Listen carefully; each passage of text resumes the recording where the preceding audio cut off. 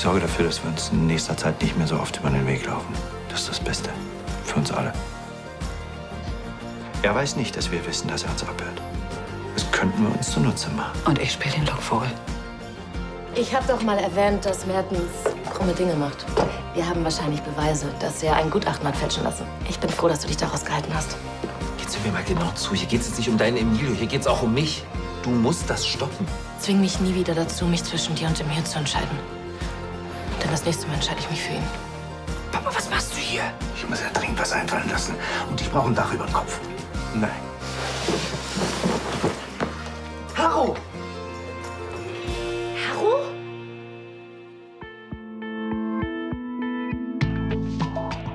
Was zum Teufel machst du immer noch hier? Ich wollte gerade gehen, da stand der Typ von der Versicherung vor der Tür. Entschuldigung, kann mich mal bitte hier jemand aufklären? Hallo Rebecca. Freut mich, dich endlich mal kennenzulernen. Ich musste mich immer verstecken, wenn du in der Nähe warst. Das ist also dein Vater, ja? Und du wusstest schon die ganze Zeit, dass der noch lebt? Ich wusste es nicht. Und du versteckst ihn hier, damit ihr die Versicherung betrügen könnt? Doch nicht wir! Und diese Geschichte mit dieser angeblichen kranken Blanca Müller, die ist wohl auch erlogen, hä?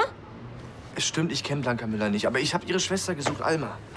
Weil sie mit meiner Versicherungssumme über alle Berge ist. Tim wollte mir nur helfen. Jetzt warte mal einen Moment, ich will's dir erklären. Kein Bedarf. Ich bin weg. Jetzt warte doch mal bitte. Du hast gesagt, keine Lügen mehr. Und ich, der MTQ, hab dir auch noch geholfen. Ich konnte es dir nicht erzählen, dass er noch lebt. Ich wollte dich da nicht mit reinziehen. Danke für deine Rücksicht. Aber weißt du was? Ich lass mich da auch nicht mit reinziehen. Das ist ein Fall für die Polizei.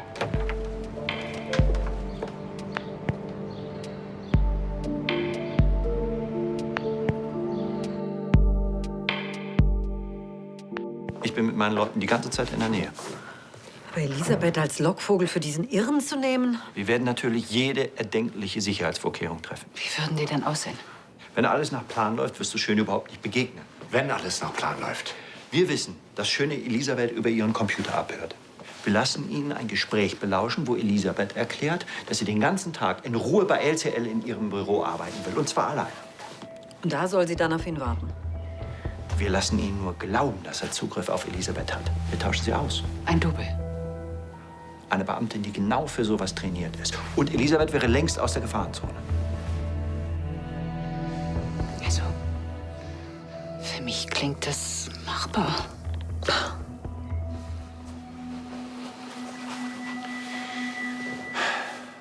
Du solltest allerdings eins wissen. Ich werde die Aktion nicht mit meiner Dienststelle besprechen. Was, wieso denn nicht? Mein Chef wird dagegen sein. Wenn er das Wort Lockvogel hört, gehen bei ihm die Lampen aus. Ein Alleingang? Das könnte doch üble Konsequenzen für dich haben. Ja, Frank, du bist schon mal suspendiert worden. Im Moment ist es doch das Wichtigste, dass Elisabeth endlich wieder sicher leben kann. Außerdem wäre es überhaupt kein Alleingang. Die Kollegen wären ja eingeweiht von mir. Ja, du wirst schon wissen, was du tust.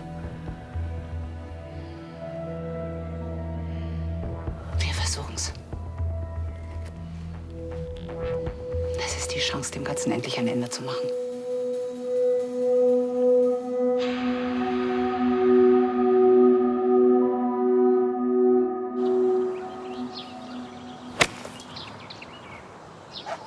Guter Schlag.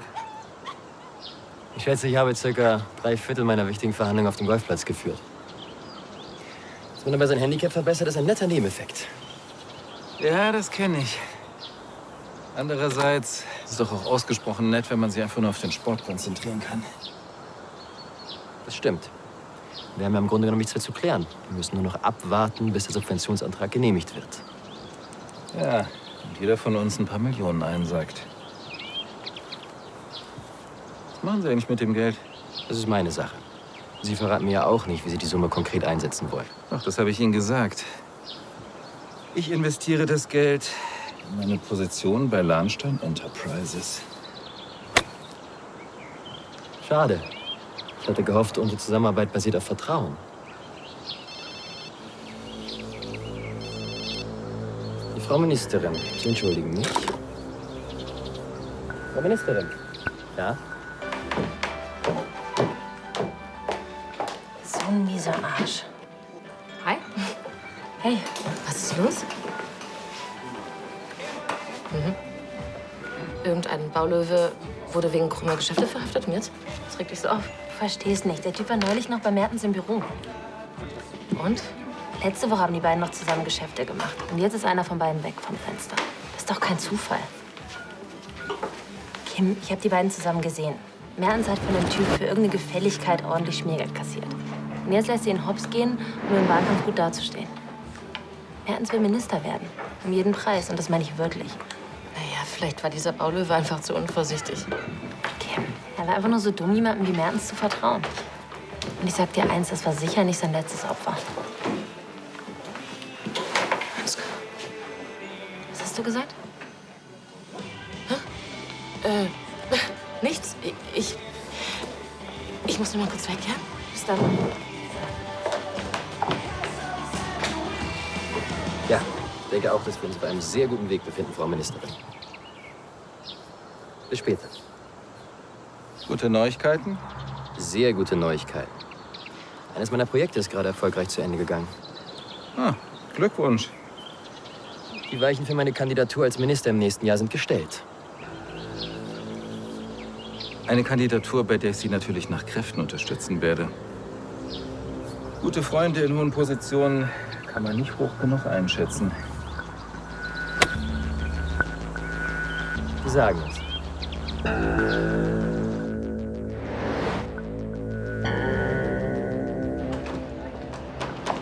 Ich führe diese Firma und ich entscheide, wann und wo ich arbeite. Aber ich bin für deine Sicherheit zuständig. Was soll mir denn in meinem Büro passieren, Frank? Hier ist doch überall Personal. Zulieferer, Kunden, in diesem Umfeld können wir dich nicht adäquat schützen. Für mich ist die Diskussion beendet. Ich bin den Rest des Tages oben und ich möchte nicht gestört werden.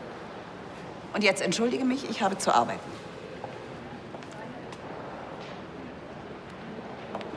Du bist ja noch da. Um dich zur Vernunft zu bringen. Dein Büro ist kein sicherer Ort. Du wiederholst dich.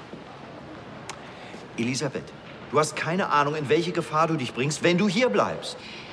Du kannst deine Mitarbeiter gerne vor meinem Büro postieren, aber ich bleibe dabei. Ich möchte ungestört bleiben.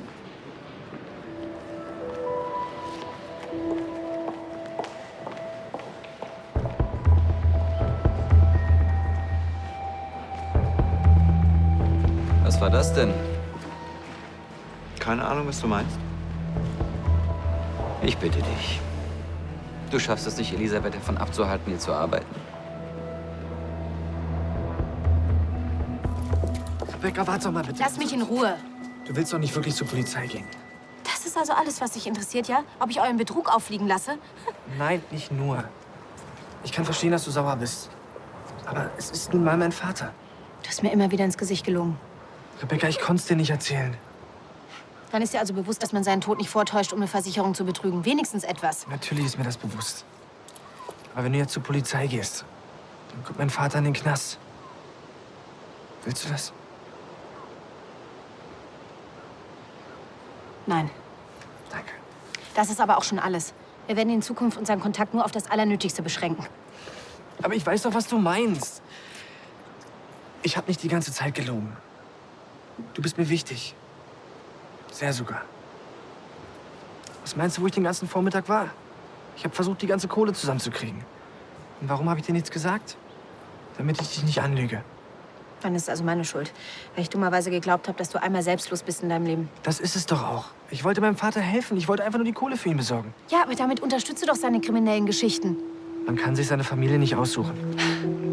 Mal andersrum gefragt. Würdest du deinen Vater hängen lassen? Der hätte sowas niemals getan. Wenn, rein theoretisch, würdest du deinen Vater verpfeifen? Oder würdest du die Sache erstmal für dich behalten? Tim, es ist mir egal. Ich habe einfach keine Lust mehr auf deine Lügen und deine Rechtfertigung. Ich will von dieser ganzen Geschichte nichts mehr hören. Ich gebe dir nur einen Tipp. Pass auf, dass du nicht noch am Ende im Knast landest. Verdammter Idiot.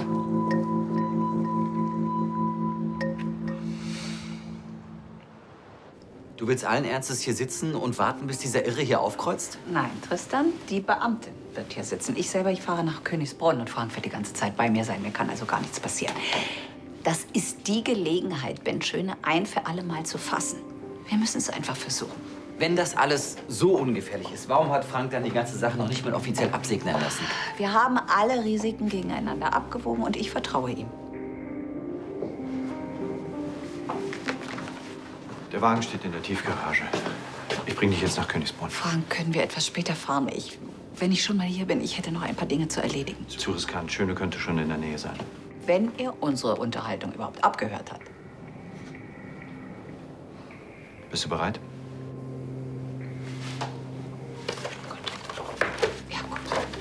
Tristan, bis später. Viel Glück. Wenn irgendwas schief geht, Frank, dann ist der Ärger mit deinem Chef dein kleinstes Problem.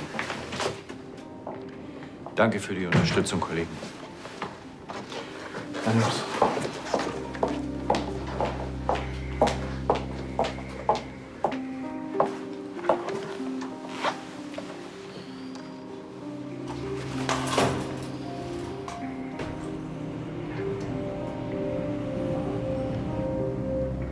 Unheimlich.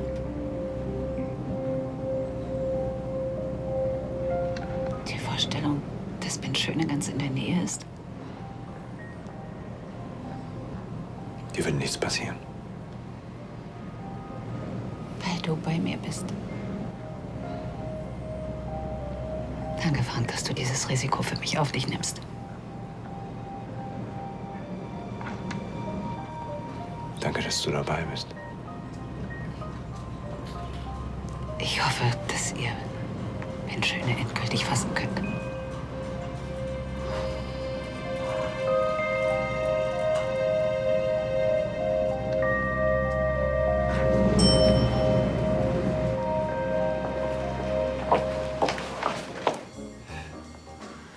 Es ist immer wieder nett bei Ihnen.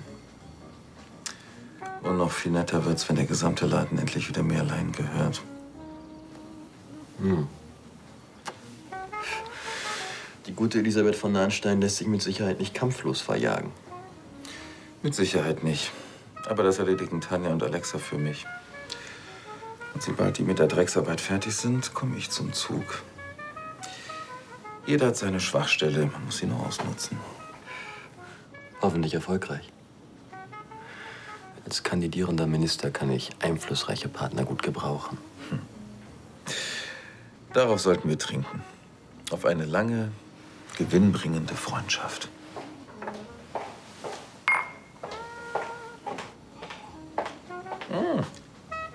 Kim, wie schön. Komm, setz dich zu uns. Ich muss leider weiter. Wann sehen wir beide uns eigentlich wieder? Das machen wir doch gerade. Das reicht mir. Mir nicht. Dafür hat es viel zu viel Spaß gemacht mit dir. Und deshalb gebe ich so schnell auch nicht auf. Das ist dein Problem.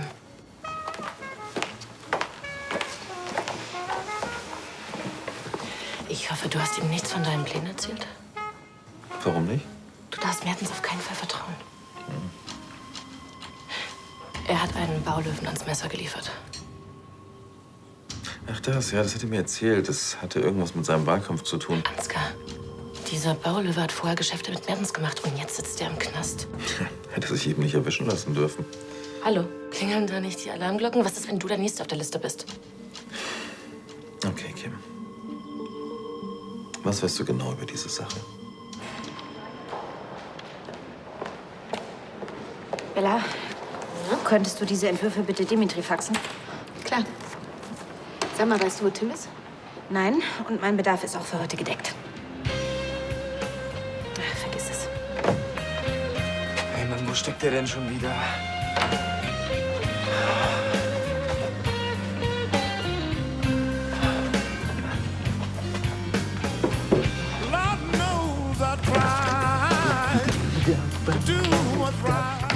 Na, alles wieder tippitipp mit deiner Freundin?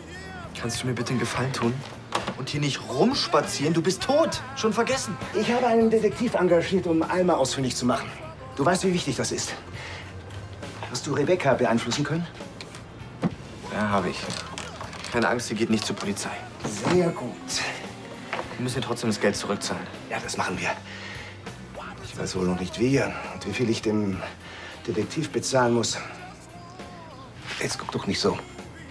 Deine Freundin ist doch stinkreich. Wird wohl noch ein Weilchen warten können.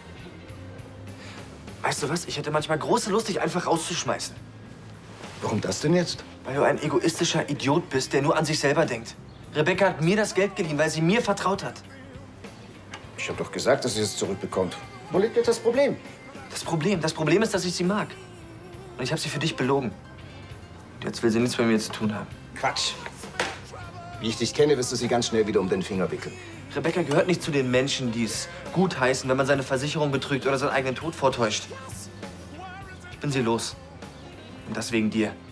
Sorry, dass ich noch lebe. Wärst du lieber, ich wäre ersoffen? Ganz ehrlich? Im Moment ja.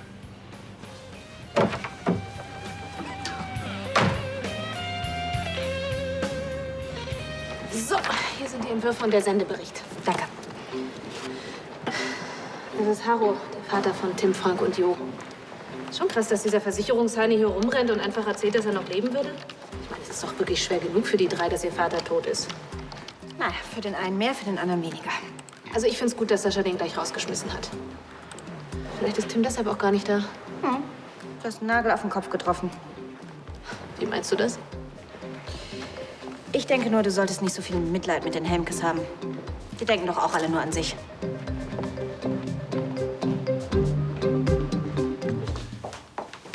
Du bist dir sicher, dass Mertens ihn absichtlich auffliegen lassen hat? Naja, andererseits... Er macht ja keinen Hehl daraus, dass er seine Großmutter verkaufen würde, um an den Ministerposten zu kommen. Einen Ansgar von Lahnstein als korrupten Betrüger hinzuhängen. Ja, das wäre für ihn und seinen Wahlkampf fette Beute.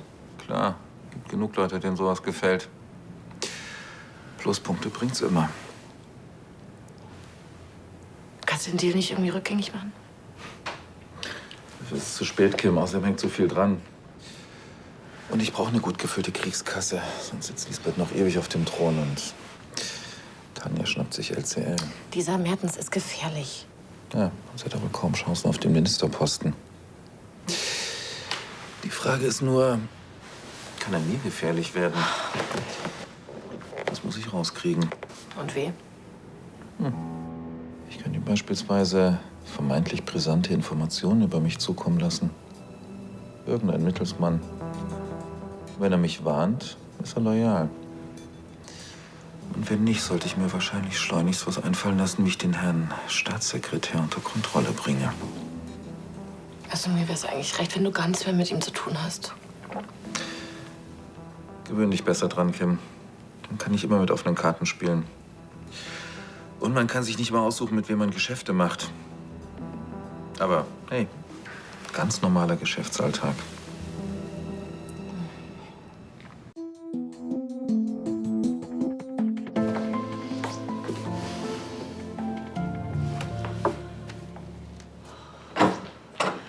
Ach, da seid ihr ja. Es ist alles in Ordnung, Charlie. Ja? Ja, alles in Ordnung. Justus, bitte sorgen Sie dafür, dass keiner hier reinkommt. Und reden Sie mit niemandem darüber, was hier passiert. Je weniger Menschen darüber Bescheid wissen, umso größer ist die Chance, dass Ben Schöne nicht doch noch vorzeitig gewarnt wird. Selbstverständlich, das versteht sich von selbst. Ich bin so froh, dass du da bist, Charlie. Und ich erst. Zu Hause rumzusitzen und nicht zu wissen, was hier passiert. Wagner für Helm gekommen. Hier, Wagner. Wie ist die Lage bei LCL? Hier ist weiterhin alles ruhig. Ich melde mich, wenn es was Neues gibt. Danke, Ende.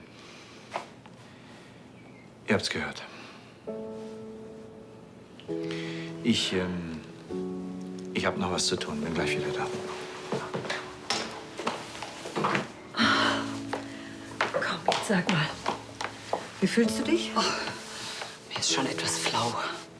Du musst dir einfach sagen, heute Abend ist alles vorbei. Ja, das wäre sehr schön.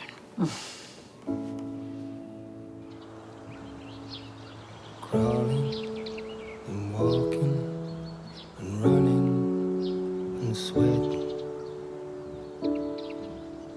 forgetting, lying and cheating.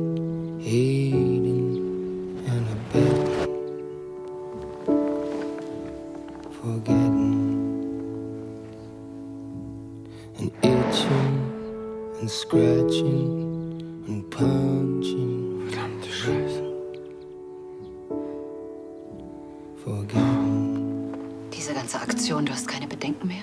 Nein. Außerdem, wenn Frank sich was in den Kopf gesetzt hat, bringt ihn so schnell keiner mehr davon ab. Das stimmt. Und dafür liebe ich ihn. Und dafür, dass er alles tun wird, dass du endlich in Sicherheit bist. In solchen Momenten denke ich, ich könnte keinen tolleren Ehemann haben. Ja, du hast großes Glück mit ihm. Ich weiß. Aber er auch mit dir. Ach du.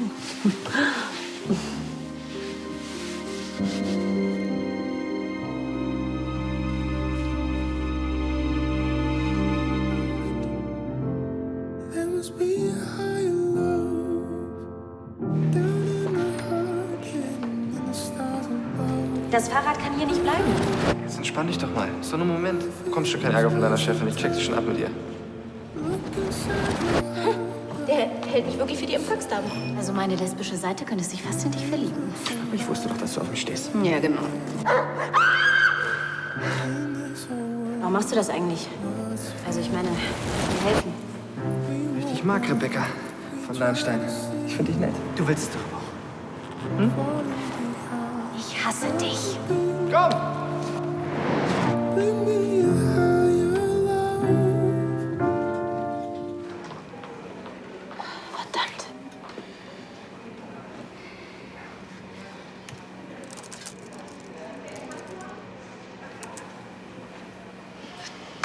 Vermögensdelikte und Versicherungsbetrug werden mit einer Freiheitsstrafe von bis zu 5 Jahren geahndet.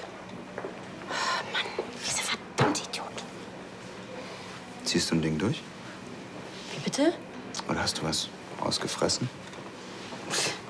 Wie kommst du denn darauf? Strafmaß für Kapitalverbrechen.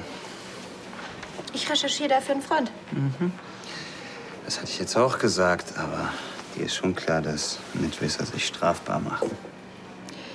Und dir ist schon klar, wenn du mich hochgehen lässt, dass ich dich mit runterziehe. Hab verstanden, Boss. Ich hab nichts gesehen.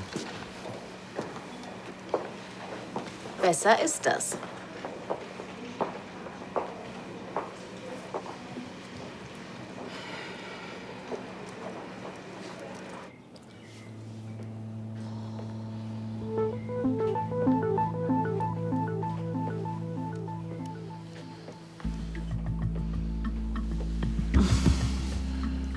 Immerhin bekomme ich jetzt einen Eindruck davon, wie mein Mann hier seine Tage verbracht hat. Jetzt verstehe ich, warum du diesen Job hier zuerst nicht machen wolltest, wenn es nicht um Elisabeths Sicherheit gegangen wäre. Weißt du, was das Schlimmste ist? Ich fühle mich irgendwie so mitschuldig an der Situation. Ich habe dir immer geraten, dich mit Ben zu treffen. Ach, Charlie, das ist doch Unsinn. Du konntest doch nicht ahnen, dass er sich zu einem Stalker entwickelt. Keiner konnte das. Nach der Geschichte mit Vincent Berg dachte ich, er bringt dich auf andere Gedanken. Hat er ja auch irgendwie. Oh Gott, Vincent Berg, Ben Schöner. Die Wahl meiner Partner sollte mir zu denken geben. Jetzt hör aber auf. Du hattest auch schon ganz wunderbare Männer. Und ich habe ja auch sehr viele Frösche geküsst, bevor ich diesen Prinzen in Zivil gefunden habe. Verdammt nochmal, wo bleibt der Kerl? Wagner für Helmke, komm. Hier Wagner. Immer noch keinen Sichtkontakt mit der Zielperson. Negativ. Alle Eingänge und Fahrstühle werden überwacht. Aber bisher ist nichts zu sehen. Verstanden, Ende. Aber das begreife ich nicht. Wo bleibt der denn? Vielleicht hat er ja unser Gespräch gar nicht abgehört. Ich meine, er ist seit Wochen auf der Flucht. Unautorisierte Bewegung im Fahrstuhl gemeldet. Was heißt unautorisiert? Handelt es sich um die Zielperson? Das ist noch unbestätigt. Polizei, alle auf hier! Was machen Sie hier? Verlassen Sie alle sofort den Raum. Okay, ihr habt's gehört. Am besten alle durch den Hinterausgang, ja?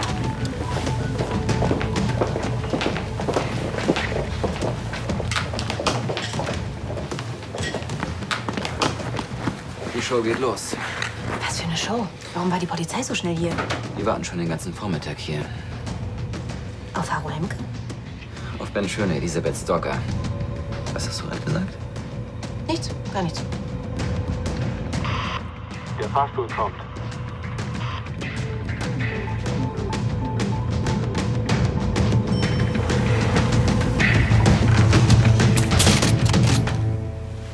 Dreimal Pizza mit Doppelkäse? Entwarnung, die verdächtige Person ist ein Pizzabote. Seid ihr sicher, dass es nicht Schöne ist? Positiv. Verdammt nochmal! Wie kommt ein Pizzabote bei euch in den Laden rein, ohne dass das jemand von euch mitkriegt? Wofür seid ihr eigentlich da? Ich kann mir das auch nicht... Hör zu, ich will, dass ihr den Mann vernehmt. Ich will wissen, wie er da in den verdammten Fahrstuhl reingekommen ist. Oh Gott, das ist nicht auszuhalten. Ich geh jetzt in die Küche und mach mir einen Kakao. Warte, ich komm mit. Das ist nicht nötig, Frank. Einen Moment.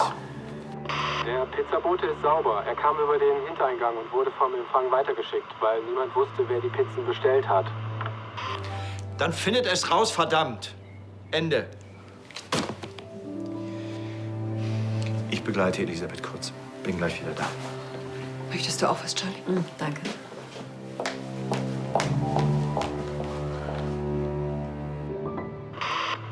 Niemand in der Firma hat die Pizzen bestellt. Wahrscheinlich ein Ablenkungsmanöver.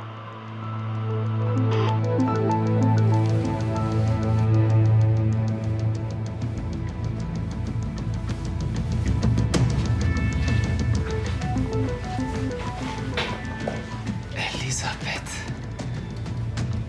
Tut mir leid, dass ich dich hab warten lassen. Aber ich musste mich erst um das Empfangskomitee da unten kümmern. Schließlich will ich, dass wir beide vollkommen ungestört...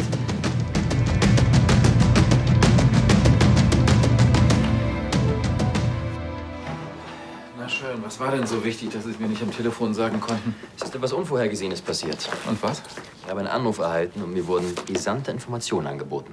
Über Sie. Für Informationen? Es ist nur ein Appetizer. Bei Zahlung einer nicht unbeträchtlichen Summe erhalte ich mehr. Ah. Ich würde sagen, da hat jemand seine Hausaufgaben gemacht.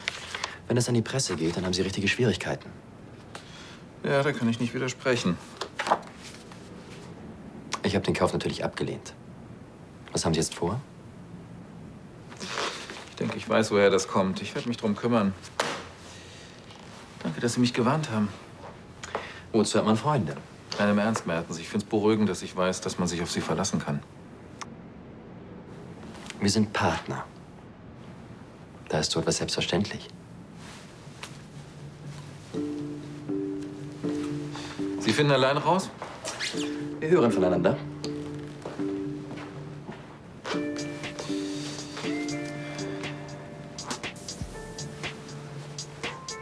Kim, ich bin's. Mertens war gerade hier. Er hat mich gewarnt. Ja, ich würde sagen, er hat den Test bestanden. Ja, du kannst ganz beruhigt sein. Der Mann ist auf Spur.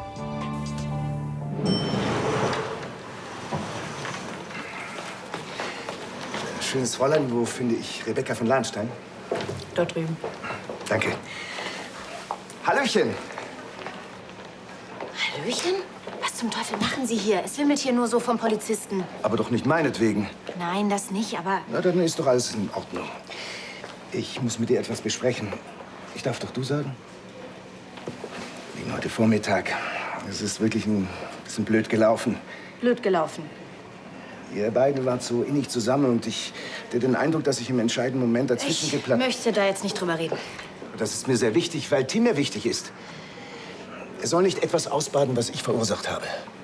Er deckt sie, freiwillig. Und damit macht er sich auch strafbar. Ja, ich weiß. Aber das hat nichts mit dir zu tun. Er wollte dich da raushalten zu deiner eigenen Sicherheit. Ja, jetzt ist er sauer auf mich. Wünscht sich, ich wäre beim Tauchen wirklich ersoffen. Das hat er nicht gesagt. Auch hat er. Aber das ist okay. Er ist verliebt und ich vermassel ihm die Tour. Tu mir einen Gefallen, Rebecca. Verdamm mich, wenn du dich damit besser fühlst. Aber bitte nicht meinen Sohn. Er hat dich angelogen, aber er hat es für mich getan. Was sagt dir das? Dass die Helmkes es nicht so mit der Wahrheit haben? Dass Tim ein treuer Kerl ist, der für andere durchs Feuer geht. Für die Menschen, die er liebt, würde er wirklich alles tun. So wie er dich angesehen hat, gehörst du definitiv dazu. Also, gibst du ihm noch eine Chance? Es tut mir leid. Sie sollten jetzt auch besser gehen, bevor ich der Polizei noch sage, wer Sie wirklich sind.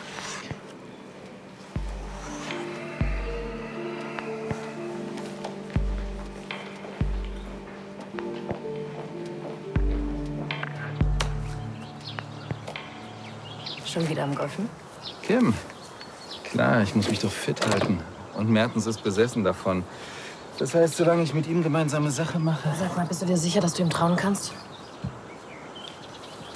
Kim, sobald ich ihm die Informationen zugespielt hatte, ist er sofort zu mir gekommen und hat mich gewarnt. Also... Okay, gut. Viel Spaß noch. Kim, warte mal. Was verdammt nochmal sind Dragons? Also dir würden sie auf jeden Fall nicht stehen. Wieso? Alexa war gerade shoppen. Du hörst sie noch ab.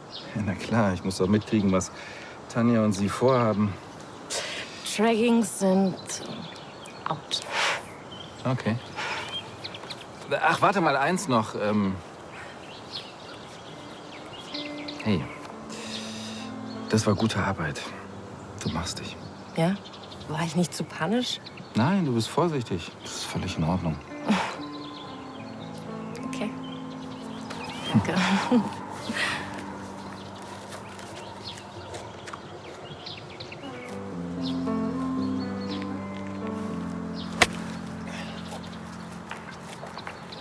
Herr Mertens, Sie trifft man ja auch immer öfter.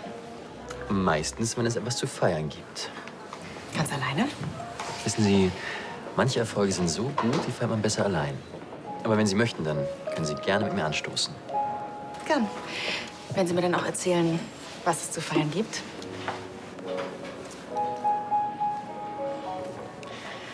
Ein Geschäftsfreund hat meine Loyalität auf die Probe gestellt und ich konnte ihn davon überzeugen. Weil Sie loyal sind? Weil ich in der Regel merke, wenn mir jemand eine Falle stellen will. Dann haben Sie ihn wieder auf Spur gebracht? Das war ziemlich einfach. Manche Menschen sind so selbstgefällig, dass sie immer denken, sie seien klüger als die anderen. Die Sorte kenne ich. Nervig. Aber ungemein nützlich. Cheers. Auf den Erfolg. Mertens. Du miese kleine Ratte.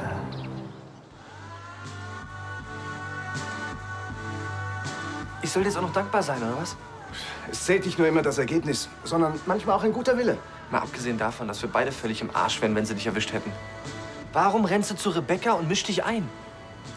Ihr beide werdet ein tolles Paar. Deshalb habe ich auch versucht, ein gutes Wort für dich einzulegen. Mann, war die sauer. Die Kleine hat wirklich Feuer. Oh, vielen Dank für deine Einschätzung. Und vielen Dank, dass du mir damit auch die letzte Chance versaut hast. Du hattest doch schon vorher keine Chancen mehr. Hast du selbst gesagt.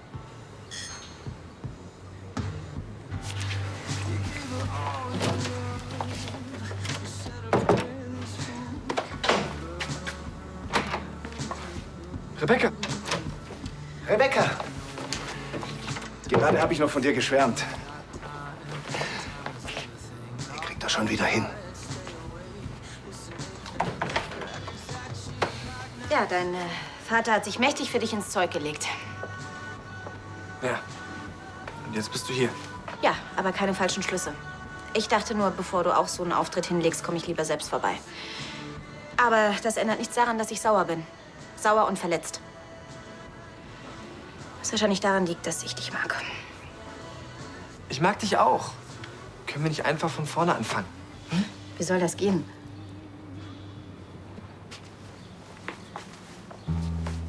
Hey, ich bin Tim. Und ich finde dich ziemlich süß. Hast du vielleicht heute Abend Zeit, dass wir was essen gehen können? Und falls du danach Lust auf mehr hast, müssten wir leider zu dir, weil bei mir hängt mein Vater rum, von dem alle glauben, er wäre tot. Das wäre die ehrliche Variante. Lesser. Ich mag dich wirklich sehr. Und wahrscheinlich ist deine verquere Art auch der Grund dafür, dass man so viel Spaß mit dir hat. Aber ich kann das nicht. Spaß haben? Ist ganz einfach, ich zeig's dir. Weißt du, deine ewigen Lügen, dann diese Versicherungsgeschichte, das stresst mich einfach alles. Ja, mich stresst das auch, aber ich kann doch meinen Vater nicht hängen lassen. Ich brauche einfach jemanden, auf den ich mich 100%ig verlassen kann. Und du bist einfach das glatte Gegenteil. Und dir scheint es noch nicht mal was auszumachen. Du musst für alles immer einen Plan haben im Leben. Aber so funktioniert das nicht. Doch, in meinem schon. Meistens zumindest. Ja, und wenn es dann mal nicht funktioniert, dann wirst du gleich zickig. Ich kann ja verstehen, dass du deinem Vater helfen willst. Aber ich bin einfach nicht die Person, die die Polizei eiskalt anlügt. Das musst du doch auch nicht. Kannst du mir das versprechen? Siehst du, das kannst du nicht.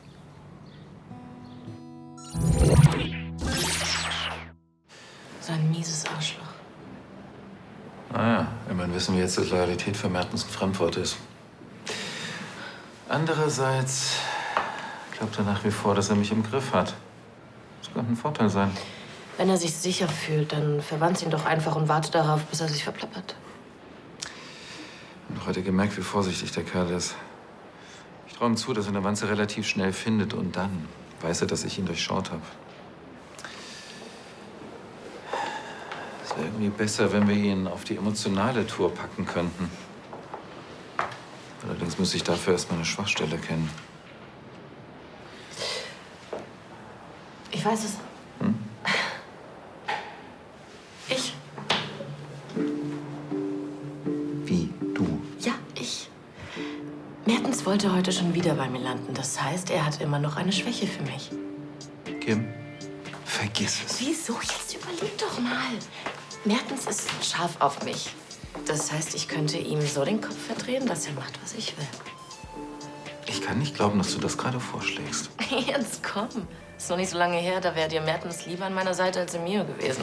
Kim, ich werde nicht zulassen, dass du irgendwas mit Mertens anfängst, nur weil ich ihn austricksen will. Das kommt überhaupt nicht in Frage. Ich muss ja nicht mit ihm in die Kiste. Das Wichtigste ist, dass wir belastende Beweise gegen ihn haben. Du lässt die Finger von Mertens. Das ist mein letztes Wort.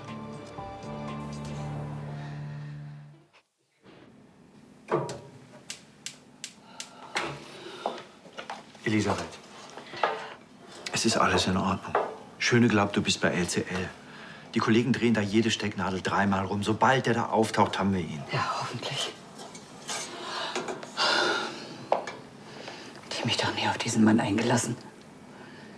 Dann wäre das alles nicht passiert. Mach dir keine Vorwürfe. Du bist nicht der Täter, du bist das Opfer. Das weiß ich, Frank, aber das meine ich nicht.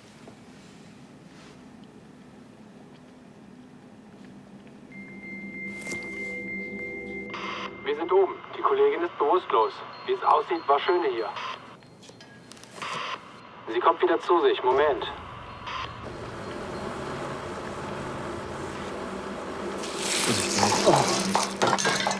Verdammt, auch das noch. Ist doch egal. Vergiss es. Wenn das so einfach wäre.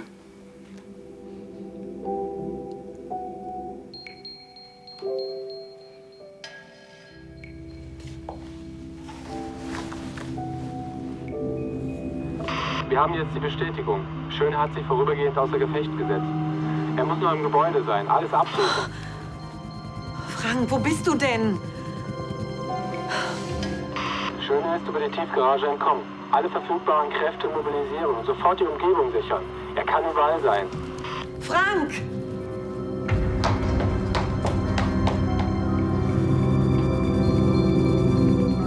Bitte nicht, Frank, wenn Charlie runterkommt.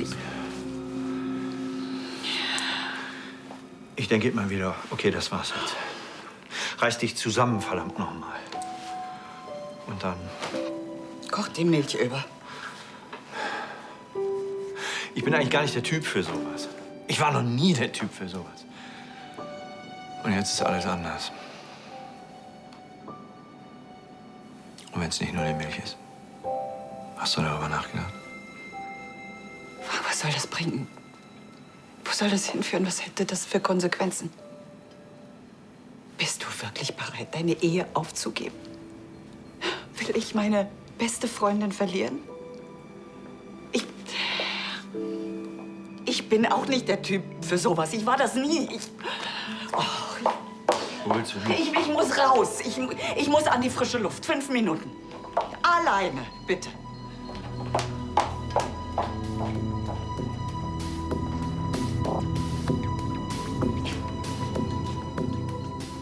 Ich könnte dich noch ein Stück begleiten, wenn du magst. Besser nicht. Mach's gut, Tim. Du auch. Guten Tag, ich suche Frank Helmke. Wissen Sie zufällig, ob er da ist? Es tut mir leid, aber ich wohne hier nicht. Moment mal, sind Sie nicht Tim Helmke? Ja, bin ich. Wieso? Ich suche Ihren Vater, Haro Helmke. Da muss ich Sie leider enttäuschen. Er ist kürzlich verstorben. Das wird behauptet, ja. Aber wir haben da unsere Zweifel. Ist das so? Ja. Wer ist bitte wir? Ich bin Versicherungsdetektiv, Glase mein Name. Wir sind in der Annahme, dass Ihr Vater seinen Tod nur vorgetäuscht hat, um die Police seine Lebensversicherung zu kassieren. Was bitte? Das ist ja völliger Unsinn. Ihr Vater lebt. Und er ist in ziemlichen Schwierigkeiten. Wenn das so wäre, dann hätte er sich ganz bestimmt bei mir gemeldet. Sie haben Ihr Vater also nicht gesehen? Nein. Das Einzige, was ich weiß, ist, dass er bei einem Bootsunfall in der Karibik ums Leben gekommen ist. Und irgendwo auf dem Meeresgrund liegt. Mhm. Können Sie das so bestätigen? Wie soll sie das denn bestätigen? Keiner war dabei, als er ums Leben gekommen ist. Kennen Sie diesen Mann?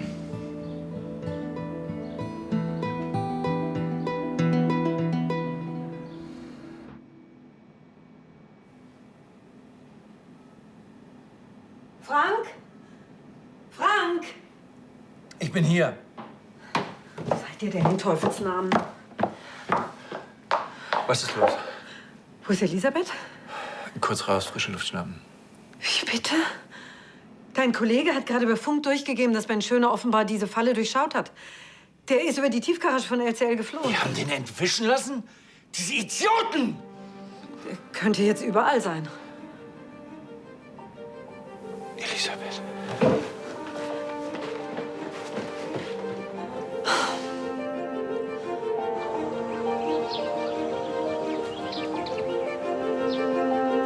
Elisabeth!